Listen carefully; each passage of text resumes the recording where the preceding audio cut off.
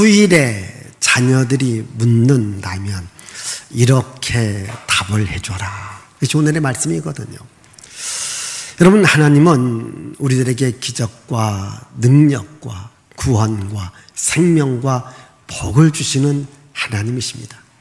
누구라도 하나님을 찾는다면, 하나님께 예배한다면 하나님은 복을 주십니다. 근데 우리가 하나님의 복을 받으려면 하나님의 말씀을 들어야 됩니다. 하나님의 명령을 지켜야 됩니다. 하나님의 법을 지켜야 됩니다. 그러면 이스라엘 백성들이 왜 하나님의 말씀을 들어야 됩니까? 하나님의 명령을 따라야 됩니까? 하나님의 법을 지켜야 됩니까? 라고 물을 수가 있습니다. 이렇게 해야만이 복을 받는다. 우리 한번 6장 3절 말씀 읽습니다, 여러분. 이스라엘아, 듣고 삼가 그것을 행하라. 그리하면 내가 복을 받고 내 조상들의 하나님 여호와께서 내게 허락하심 같이 젖과 꿀이 흐르는 땅에서 내가 크게 번성하리라. 예, 네가 복을 받는다는 겁니다.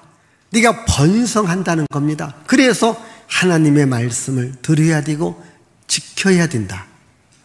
그래서 부모들은 자녀들에게 이 말씀을 부지런히 가르치라는 거죠. 자, 우리 한번 6절과 7절 말씀 봅니다. 오늘 내가 내게 명하는 이 말씀을 너는 마음에 새기고 내 자녀에게 부지런히 가르치며 집에 앉았을 때든지 길을 갈 때든지 누워있을 때든지 일어날 때든지 이 말씀을 강론할 것이며. 자, 너도 마음에 새기고 너의 자녀들에게 부지런히 가르치라는 겁니다. 그러면 아이들이 이 말씀을 이제 교육을 받아요. 그러나 교육을 받으면서도 왜 이렇게 하나님의 말씀만 배워야 됩니까? 하나님의 명령을 왜 지켜야 됩니까? 또 하나님의 법을 꼭 지켜야 됩니까? 라고 자녀들이 물을 수 있다는 거죠. 자, 우리 한번 20절의 말씀입니다. 20절입니다. 후일에 내 아들이 내게 묻기를 우리 하나님 여호와께서 명령하신 증거와 규례와 법도가 무슨 뜻이냐 하거든. 예, 이제 자녀들이 물어요. 왜 하나님의 말씀이 무엇입니까? 하나님의 명령을 왜 지켜야 됩니까? 하나님의 말씀은 무엇입니까? 라고 묻는다면 이렇게 답해줘라. 하나님께서 우리 민족을 구원해 주었다. 종되었던 애굽 땅에서 우리를 건져 주었다.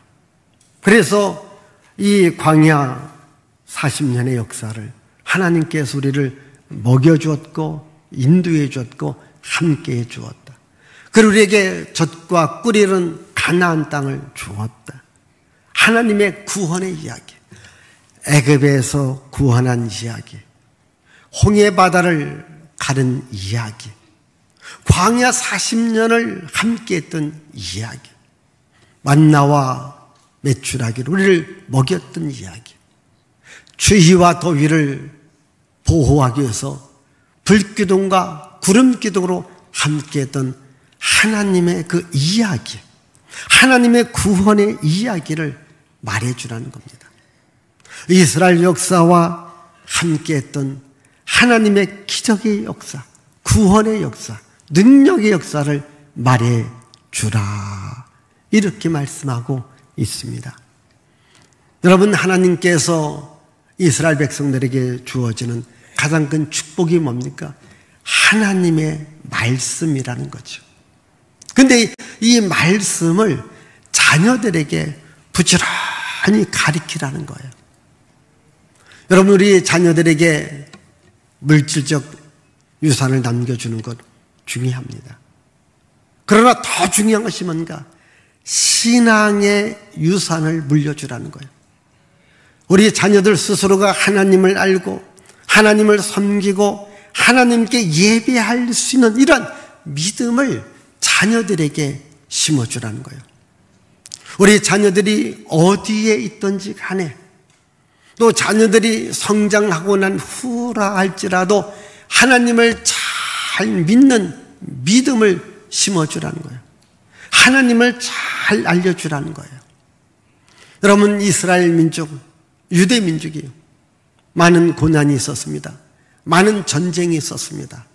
그래도 오늘날 이 유대 민족이, 이스라엘 민족이 탁월할 수 있고 뛰어날 수 있고 또한 위대한 삶을 살아갈 수 있는 것은 이스라엘 민족에게는 무엇이 있는가?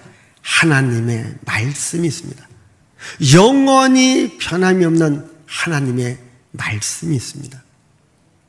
여러분, 우리나라도 이 교육을 시킵니다. 어느 민족 못지않게 자녀 교육에 부모님들이 열정을 다 드립니다. 근데 여러분, 우리나라의 교육을 보면요, 시대에 따라 또 지도자에 따라 환경에 따라 바뀌어집니다. 교과서가 참 많이 바뀌어집니다. 그러나 유대인들에게는 원칙적 교육이 있습니다. 오랜 세월, 1000년이 지나도 2000년이 지나도 변하지 않는 교육이 있습니다. 그게 뭘까요? 하나님의 말씀입니다. 율법이라는 하나님의 말씀입니다.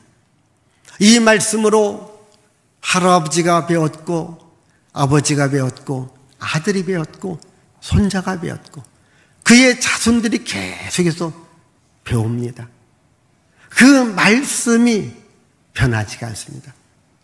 그래서 유대 민족은요, 언제라도 하나의 민족으로 하나 될 수 있는 것은 변함없는 율법의 말씀을 갖고 있기 때문입니다. 또한 이들에게는 변함없는 하나님을 믿는 믿음이 있습니다. 아무리 어렵고 힘들어도 하나님을 믿는 믿음으로 살아가야 된다. 이것을 알려줍니다. 여러분, 이스라엘 백성들에게도 많은 고난이 있었고 많은 시련이 있었고 많은 아픔이 있었습니다. 이런 아픔의 역사, 고난의 역사 속에서도 이스라엘 백성들은 이런 교육을 시킵니다. 역사를 잊지 말자. 그러나 우리들에게 아픔과 고통을 준 그 민족을 용서하라. 자, 우리 한번 화면 보십시다. 자, 읽습니다.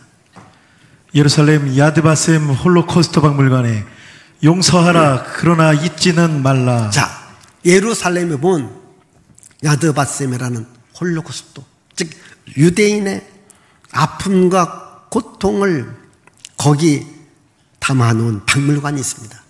거기 앞에 글귀 다시 읽습니다. 용서하라 그러나 잊지 말라. 그러니까 자기들에게 아픔을 주고 고난을 준 이런 사람이 있다는 겁니다. 용서하라는 겁니다. 우리는 뭐라고 말할까요? 중국 영화로 복수하자. 예? 여러분, 중국 영화 복수. 아버지의 원수를 누가 갚아요? 아들이 갚아요. 그러면 그 아들이 갚으면 저쪽 편 아들도 또 갚아요. 복수하라. 잊지 말고. 그러나 유대인들은 그게 아닙니다. 용서하라. 그러나 역사는 잊지 말자. 다시는 그런 아픔을 반복하지 말자는 겁니다. 역사를 아는 것 중요합니다. 우리 민족의 독립운동가며 또한 이 계몽가였던 단재 신채호 선생님은 이렇게 말합니다. 자, 우리 화면 보십시다. 역사를 잊은 민족에게는 미래는 없다. 다 같이 시작. 역사를 잊은 민족에게는 미래는 없다. 자, 여러분, 역사를 잊은 민족에게는 미래가 없다. 여러분, 우리 민족의 역사를 우리가 정확하게 하는 것 중요합니다. 조선 500년의 역사, 조선 말의 역사. 이제 열국이 한반도를 지배하려고 합니다. 결국 일본이 우리 민족을 지배하면서 36년의 식민지의 역사가 있습니다. 해방의 역사가 있습니다.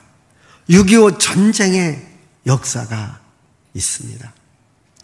우리는 우리 민족의 역사를 잊지 말아야 됩니다. 또 역사를 왜곡하지 말아야 됩니다. 우리나라 역사 교과서를 보면요, 굉장히 바뀌어집니다. 지도자에 따라 어떤 때는 이쪽의 역사를 붙잡고 어떤 때는 저쪽의 역사를 붙잡습니다. 이 바른 역사 교육이 있어야 우리 민족이 미래가 밝아지는 거예요. 그런데 우리 현대사 역사 가운데 가장 중요한 역사가 여러분, 저는 기독교의 역사입니다. 여러분, 우리 민족이 5,000년의 역사를 자랑해요. 이 5,000년의 역사 가운데 무속적인 신앙, 미신적인 신앙이 있습니다. 불교의 역사가 있고 유교의 역사가 있습니다. 그러나 어떤 무속적인 역사 속에, 불교, 유교의 역사 속에 우리 민족이 탁월하고 뛰어난 적이 없습니다. 그러나 우리 기독교가 들어오면서 한국의 역사가 바뀌어집니다. 1885년 언더우드라는 선교사가 우리 장로교를, 아펜자라는 선교사가 감리교를 세우면서 이 한국 기독교의 역사가 시작이 되어집니다. 한국 기독교 역사가 올해로 140년이 오고 있습니다. 여러분, 대한민국을 5,000년 역사 가운데 세계 민족 위에 우뚝 서게 하는 것은 기독교의 역사가 있습니다. 기독교의 복음이 있습니다. 여러분 보십시오. 남북한을 보십시오. 저 북한은 아직도 못 살고 있습니다. 인권도 없어요. 자유도 없어요. 돈도 없어요. 가난해요. 그럼 우리 대한민국 보십시다. 그래도 자유가 있어요. 인권이 있습니다. 돈도 있습니다. 우리 민족 잘 살고 있습니다. 여기에는 기독교 역사가 있습니다. 하나님의 은혜가 있습니다. 그런데 현대의 역사를 보면 이 기독교를 자꾸 부정하려고 해요. 교회를 자꾸 억압하려고 해요. 여러분, 우리 기독교인들이 교회를 핍박하는 여기에 우리가 속아 넘어가서 같이 교회를 핍박하면 안 돼요. 물론 교인들에게는 허물도 있고 약점도 있고 부족함이 있습니다. 그러나 우리가 믿는 하나님, 우리들에게 구원을 주고 능력을 주고 복을 주시는 하나님, 이것만은 잊지 말아야 됩니다. 유대 민족이 어렵고 힘들 때마다 이들은 다시 하나님을 찾은 거예요. 제가 성경을 읽으면서 또 여러분들에게도 이 말씀 수차례 함께 읽자고 했습니다. 자, 우리 한번 다시 읽어봅시다. 시편 33편 12절입니다. 여호와를 자기 하나님으로 삼은 나라 곧 하나님의 기업으로 선택된 백성은 복이 있도다. 시편 144편 15절입니다.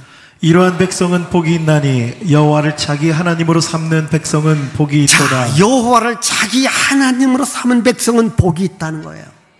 여러분, 우리 민족이 복이 있는 것은 뭡니까? 하나님을 우리 하나님으로 삼았기 때문이거든요. 여러분, 이 대한민국이 저는 발전된 것이 교회가 있고요. 우리 교회 역사 가운데 여러분이 기도원의 역사, 부흥의 역사, 정말 산산마다 기도원이 있고 얼마나 많은 사람들이 기도했습니까? 또 여러분, 부흥일을 통해서 우리 심령의 부흥을 일으킨 거지요. 여기 한국교회가 부흥되어지고 한국교회가 부흥되니까 대한민국이 하나님께서 복을 주신 겁니다. 저는 대한민국의 핵심이 어디에 있는가? 대한민국의 미래가 어디에 있는가? 바로 여러분들에게 있습니다. 교회에 있습니다. 여러분, 끊임없이 하나님을 나의 하나님으로, 정말 하나님이여 이 나라 이 민족 이 땅에 복을 주시옵소서 기도하셔야 되는 거예요. 아멘. 네? 여러분, 하나님이 이 나라 이 민족 이 땅에 복을 주셔야 되는 거예요. 하나님을 잘 섬겨야 됩니다. 이게 역사입니다. 기독교 2000년의 역사를 보십시오. 예수 그리스도의 복음이 들어가는 곳마다 가난이 떠나가고 재앙이 떠나가고 저주가 떠나가고 인권을 말살하는 이런 악의 세력들이 떠나가는 거예요. 하나님을 나의 하나님으로, 우리 민족이 정말 하나님을 섬기는 민족이 되어질 때 더 큰 복을 받고요. 여러분 가정도 마찬가지입니다. 하나님을 잘 섬기는 가정에 하나님께서 복을 줍니다. 여러분 자녀들이 물어요. 왜 하나님의 말씀을 지켜야 됩니까? 왜 하나님의 명령을 따라야 됩니까? 왜 하나님의 법을 꼭 지켜야 됩니까? 이렇게 말해주라는 거예요. 하나님께서 우리들에게 큰 기적과 이적과 능력으로 이를 인도해 주셨다. 우리에게 복을 주었다. 우리 21절과 22절을 읽습니다. 너는 내 아들에게 이르기를 우리가 옛적에 애굽에서 바로의 종이 되었더니 여호와께서 권능의 손으로 우리를 애굽에서 인도하여 내셨나니 곧 여호와께서 우리의 목전에서 크고 두려운 이적과 기사를 애굽과 바로와 그의 온 집에 베푸시고, 하나님께서 우리를 이적과 기적으로 여기까지 인도했다는 거예요. 여러분 이스라엘 백성들에게 가장 큰 사건, 이스라엘 민족의 시작이 되어지는 것이 바로 애굽에서 나온 날입니다. 이 애굽에서 나온 날을 기념하는 절기가 유월절입니다. 여러분 지금 우리는 추석 명절을 이제 앞에 두고 있습니다. 여러분 추석 명절을 보내면서 또는 설 명절을 보내면서 그 명절 속에 주어지는 교훈이 뭐가 있나요? 설 명절 지나가면요, 떡국 먹고 한 살 더 먹었다, 그 얘기합니다. 올 한 해도 좀 좋은 한 해 되라고 덕담을 나눕니다. 여러분 추석 명절이 되었지만 무슨 얘기가 오고 갑니까? 저 보름달을 바라보면서 한가위처럼 되어라. 그냥 좋은 일들이 있기를 바라고 보름달처럼 모든 것이 좋아지라는 이런 이야기를 우리가 나누고 있어요. 추석 명절, 설 명절을 통해서 대한민국을 이끌어가는 어떤 역사적 교훈은 그렇게 주지 않습니다. 텔레비를 보더라도 다 명절에 오락프로로, 영화로, 근육으로 도배를 하고 있어요. 그러나 유대인들의 가장 큰 명절이 유월절이에요. 그래서 유월절이 되어지면 온 가족이 다 유월절을 지키는 준비를 해요.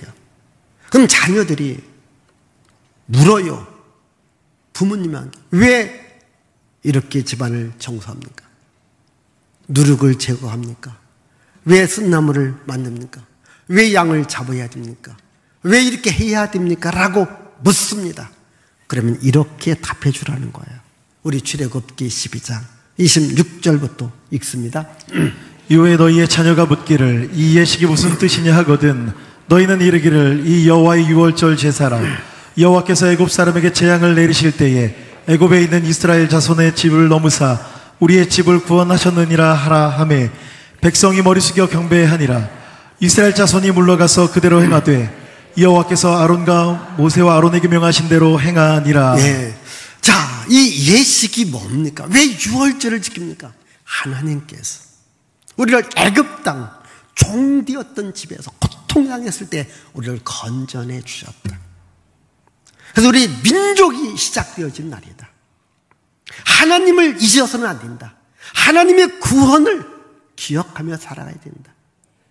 아무리 어렵고 힘들다 할지라도 하나님을 찾는 자에게 구원을 주시기 때문에 하나님을 잘 믿어야 된다. 이걸 지금 심어주는 거예요. 그러니까 하나님을 믿는 믿음을 심어주는 거예요. 자녀들에게 모든 구원의 역사, 능력의 역사는 하나님께로 나온다. 그 하나님을 붙잡아야 된다.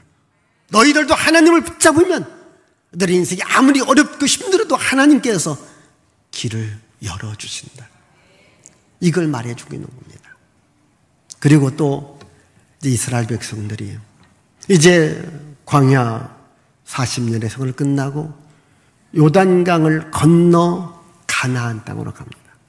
근데 여러분, 요단강을 건넜을 때 그 강이 갈라지면서 그들이 건너가요. 건너간 그곳에 길갈이라는 지역에 돌 12를 세워놓습니다. 그러면 사람들이 지나가다가 그냥 돌이 하나만 있는 것이 아니라 그게 12개의 돌이 있으니까 사람들이 묻지 않습니까? 여러분, 강이 갈라졌다는 거예요. 우리 서울에도 한강이 있지 않습니까? 혹시 한강이 갈라진 적 있나요? 갈라지지 않습니다. 그래서 건너가기 위해서 다리를 만들어 놔요. 다리가 몇 개일까요? 한강 다리. 예, 추석 연휴 긴 연휴 있으니까 저기 김포부터 저기 구리까지 가면서 한번 세어보세요. 한 번도 한강이 갈라진 적이 없습니다. 근데 요단강이 갈라진 겁니다. 이 돌이 무슨 뜻이냐라고 묻는다면 이렇게 말해주라. 자, 여호수아 4장 20절에서 24절입니다. 여호수아가 요단에서 가져온 그 12돌을 길갈에 세우고 이스라엘 자손들에게 말하여 이르되 후일에 너희의 자손들이 그들의 아버지에게 묻기를 이 돌들은 무슨 뜻이니까 하거든 너희는 너희의 자손들에게 알게 하여 이르기를 이스라엘이 마른 땅을 밟고 이 요단을 건넜음이라. 너희 하나님 여호와께서 요단 물을 너희 앞에서 마르게 하사 너희를 건너게 하신 것이 너희의 하나님 여호와께서 우리 앞에 홍해를 말리시고 우리를 건너게 하심과 같았나니 이는 땅의 모든 백성에게 여호와의 손이 강하신 것을 알게 하며 너희가 너희 하나님 여호와를 항상 경외하게 하려 하심이라 하라. 자, 이 돌들이 무엇입니까? 라고 하면 역사를 말해주라는 거예요. 우리가 광야 40년의 생활을 마치고 가나안 땅에 들어가야 되는데 요단강 때문에 들어갈 수 없다. 그때 하나님께서 큰 손길로 요단 강물을 막았다. 그래서 요단 강이 마른 땅이 되어서 여기를 우리가 건너갔다. 하나님의 큰 능력의 손길이 함께 있기 때문에 우리 앞길을 막는 요단강이 갈라지는 역사, 마치 홍해바다가 갈라지듯이 요단강이 갈라지는 역사를 통해서 우리가 건너갔다. 하나님의 기적을, 하나님의 능력을, 하나님의 구원의 손길을 알려주라는 거예요. 그래서 자녀들이 인생의 앞길에 막힐 때가 온다는 거죠. 고난이 온다는 겁니다. 역경이 온다는 겁니다. 그때 너희들도 하나님의 강한 손길을 붙잡는다면 하나님의 능력의 손길로 너희들의 앞길을 열어놓을 것이다. 어떠한 고난과 역경과 시련이 올 때 하나님을 찾으라는 거야. 그러면 하나님께서 기적을, 능력을 베풀어 주신다는 겁니다. 이걸 자녀들에게 알려주라는 거죠. 하나님의 구원의 기적, 하나님의 능력의 기적, 하나님의 생명의 기적을 알려주라는 거예요. 그래서 그 하나님을 믿고 하나님을 경외하고 하나님을 사랑한다면 하나님께서 복을 준다는 거예요. 너희들은 하나님의 복을 받으며 살아가야 된다. 자, 우리 한번 여기 24절의 말씀을 읽습니다. 여호와께서 우리에게 이 모든 규례를 지키라 명령하셨으니 이는 우리가 우리 하나님 여호와를 경외하여 항상 복을 누리게 하기 위함이며 또 여호와께서 우리를 오늘과 같이 살게 하려 하심이라. 여호와께서 하나님의 말씀을 지키라 명령하셨다. 왜? 우리가 항상 복을 받고 살아가기 위함이라는 거죠. 우리 신명기 6장 앞에 5장 29절도 읽어보십시다. 다만 그들이 항상 이 같은 마음을 품어 나를 경외하며 내 모든 명령을 지켜서 그들과 그 자손이 영원히 복받기를 원하노라. 이게 너와 너의 자손이 계속해서 복받기를 원한다는 겁니다. 여러분, 하나님의 복을 계속 받아야 됩니다. 우리나라도요, 이 하나님의 복을 계속 받아야 돼요. 그래서 우리가 나라와 민족을 놓고 우리가 늘 기도하는 거예요. 아까 말씀드렸습니다. 우리 교회가 예수 믿는 사람들이 주여 이 나라 이 민족 이 땅에 복을 주옵소서. 하나님을 잘 믿어야 됩니다. 그래야 복이 계속 이어져 가는 거예요. 성경은 우리들에게 복 받으라고 이야기하고 있어요. 이렇게 복 받으라고 많이 이야기하고 있는데 우리가 복을 받아야 됩니다. 하나님께서 우리들에게 원하는 복이 어디까지인가? 우리 신명기 있는 말씀 한번 보십시오. 우리 한번 제가 말씀드린 적이 있습니다. 신명기 1장 11절 신111 축복. 자, 읽습니다. 너희 조상의 하나님 여호와께서 너희를 현재보다 1000배나 많게 하시며 너에게 허락하신 것과 같이 너희에게 복 주시기를 원하노라. 자, 현재보다 얼마나? 1000배나 많게 한다는 겁니다. 이것이 하나님께서 이스라엘 백성들에게 요구하는 복입니다. 이것이 하나님께서 오늘 여러분들에게 주고자 하는 복이거든요.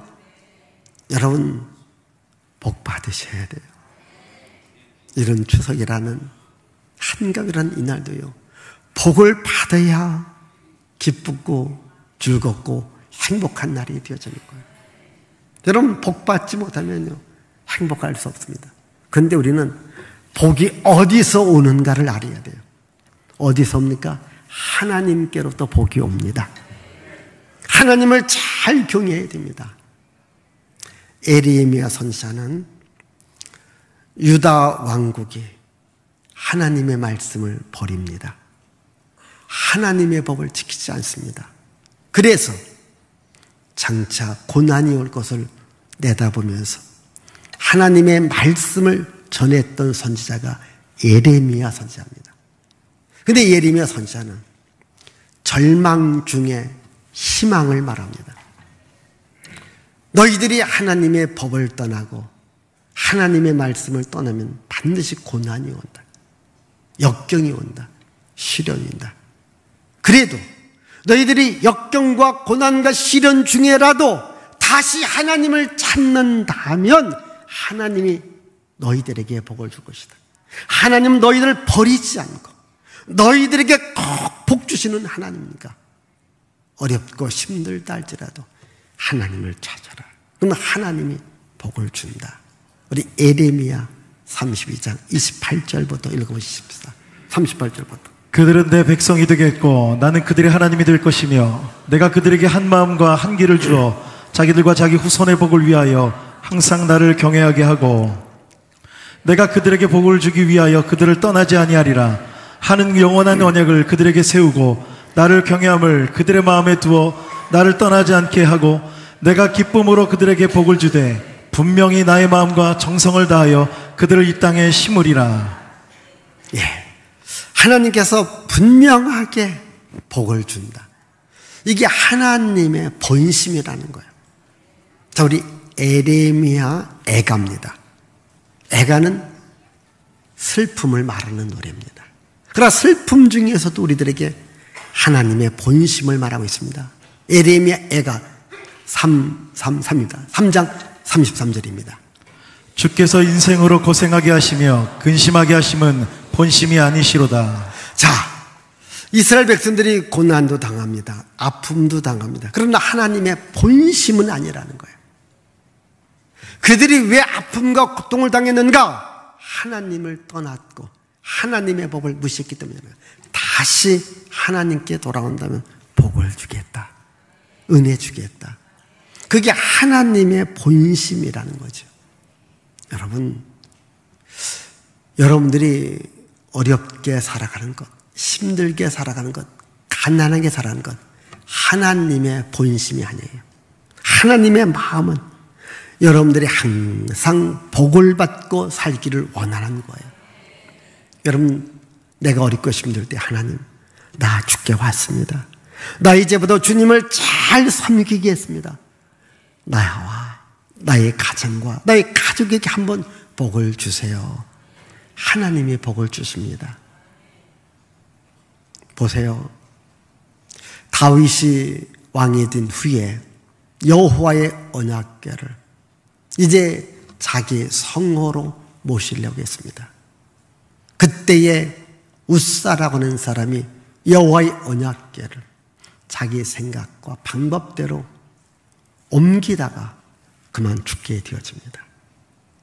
하나님의 말씀을 따르고 명령을 따르고 법을 지켜야 되는데 자기 생각대로 자기 방법대로 하다가 죽게 됩니다.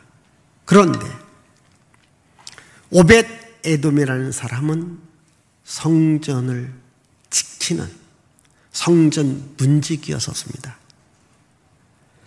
법궤가 길에 있는 것을 놓고, 왜? 사람이 죽었으니까. 사람들이 무서워하고 두려워했습니다. 다 놓았습니다. 그때에 오벳 에돔이 이 하나님의 언약궤를 자기 집으로 잘 모시게 됩니다. 자, 어떠한 일이 있었나요? 우리 한번 사무엘하 6장 11절 12절 읽습니다. 여호와의 궤가 가드 사람 오벳에돔의 집에 석 달을 있었는데 여호와께서 오벳에돔과 그의 온 집에 복을 주시니라. 어떤 사람이 다윗 왕에게 아뢰어 이르되 여호와께서 하나님의 궤로 말미암아 오벳에돔의 집과 그의 모든 소유에 복을 주셨다 한지라. 다윗이 가서 하나님의 궤를 기쁨으로 메고 오벳에돔의 집에서 다윗 성으로 올라갈세. 자, 이 오벳 에돔이요, 여호와의 언약궤를 자기 집으로 잘 모십니다. 하나님께서 복을 주기 시작하는 거예요. 그의 집에 복을 주었고 그의 모든 소유에 복을 준 거예요. 이 소식이 다윗 왕까지 들어간 거예요. 그래서 다윗 왕이 그 여호와의 언약궤를 자기 집으로 모신 거예요. 하나님을 잘 모셨습니다. 하나님을 잘 섬겼습니다. 하나님께서 복을 주신 거예요. 저는 여러분들이 얼마만큼 복 받기를 원하냐, 좀 대통령이 좀 알게끔 복 받았으면 좋겠어요. 다윗 왕이 알았습니다. 여러분들이 복 받는 것을 제가 좀 알았으면 좋겠어요. 그렇게 복 받기를 바라요. 현재보다 1000배를 받으면 소문납니다. 여러분, 하나님은 여러분들에게 복 받기를 원하는데 잘 보세요. 여호와의 언약궤를 자기 집에 모셨다. 예배 생활 잘 하십시오.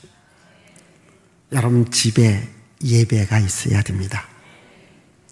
여러분 가족들이 하나님을 잘 섬겨야 됩니다. 그럼 하나님이 여러분 집에 가족들에게 소유의 복을 주는 거예요. 오벳 에돔이 하나님의 언약궤를 잘 모시면서 바로 그의 집과 그의 모든 소유에 하나님께서 복을 주셨다. 여러분 한번 기도해 보세요. 한번, 하나님, 이제부터 나는 하나님을 잘 섬기겠습니다. 우리 집이 하나님을 잘 섬기겠습니다. 우리 집에, 우리 자녀들의, 우리 소유에 복을 주시옵소서. 그런 기적의 역사, 능력의 역사가 있기를 주의 이름으로 축복을 드립니다. 기도합니다. 살아계신 하나님 아버지 감사합니다.